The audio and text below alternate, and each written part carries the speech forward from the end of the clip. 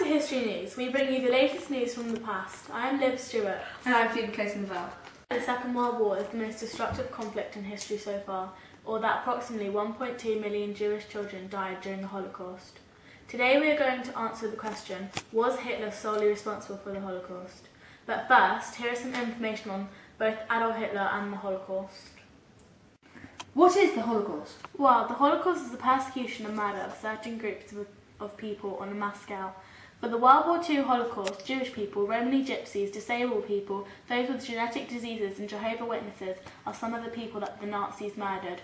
The Nazis were the National Socialist Party as named by Adolf Hitler.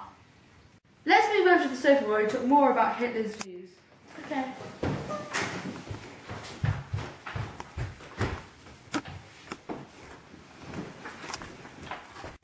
So, tell us some facts about Hitler.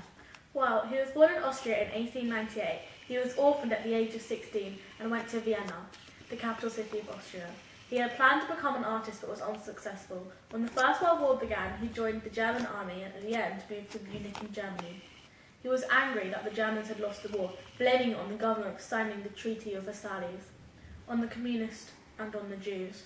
What happened as the hatred for the Jews grew? Well, Hitler joined the German Workers' Party, which was later to be called the Nazi Party, a group of people whose views were similar to his own. He soon became leader of it. He was a brilliant speaker, both charismatic and controlling, which were skills he would later use to control Germany. Then he became the political leader of Germany from 1933 to 1945. He convinced most of Germany that the Jewish race were corrupt and that they deserved to die.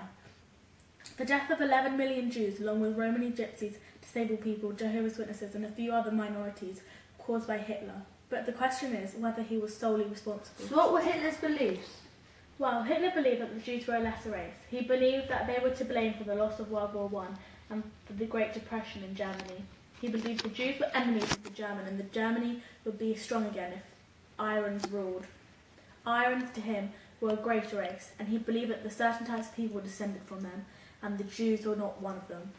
Why did Germans willingly allow Adolf Hitler to take over Germany and stand by as 6 million Jews were murdered? Well, there is no certain answer to this question. One reason may have been because Germany had been in depression. They had lost the First World War, which had brought chaos to Germany. The country had been very proud and powerful, and the fact that they had lost the war made them look less so. People often fought in streets, and there was shortages of luxuries and food. Their emperor had fled, leaving different groups arguing over the ways that their country could be governed, whether through democracy, communism, or a democratic leader. Hitler seemed to choose the perfect moment to come into power when Germany was full of confusion and panic. They needed a strong leader who would get them through the depression, and in the Second World War, Hitler was a very charismatic speaker who made promises of making Germany great again. Perhaps the German population had so desperately needed a strong leader to take them through the tough times, they had turned a blind eye to what Hitler had planned for the Jews race. Adolf Hitler's Germany may have also been caused by a long history of anti-Semitism that may have embedded inside the Germans that followed him, something they may have not been aware of. But not everyone who was anti-Semitic is to blame, as shows the case of Zofia Kosak. Zofia was a Polish writer during the Second World War. She was a Holocaust rescuer helping Jewish people in Poland to escape the Nazi Party by founding a secret ground to help them, called Zegota. Zofia was quite an anti-Semitic herself, personally disliking Jews, but she knew that the Holocaust was wrong. She called it an act against God. So it was a question of morals and beliefs. Zofia decided that the genocide was wrong, that it was inhumane and evil in her eyes. Did the Germans choose to ignore the horrors that were going on just because of how Hitler was making Germany great again? Or did they just not know? Possibly the German population did not know about the death camps, but they may have just thought that the Jews were being deported. They might have had suspicions, but had chosen not to ask or act upon them. Also, those involved in the Holocaust are classed into groups. They are perpetrators, collaborators, victims, rescuers and resistors. Zofia Kosak, for example, was a Holocaust rescuer and a resistor, but men such as Heinrich Himmler and Max Taubner were perpetrators. Heinrich Himmler was also to blame for the Holocaust, as he was the second most powerful man in the Nazi Party after Hitler. He led and organised the Nazi concentration camps.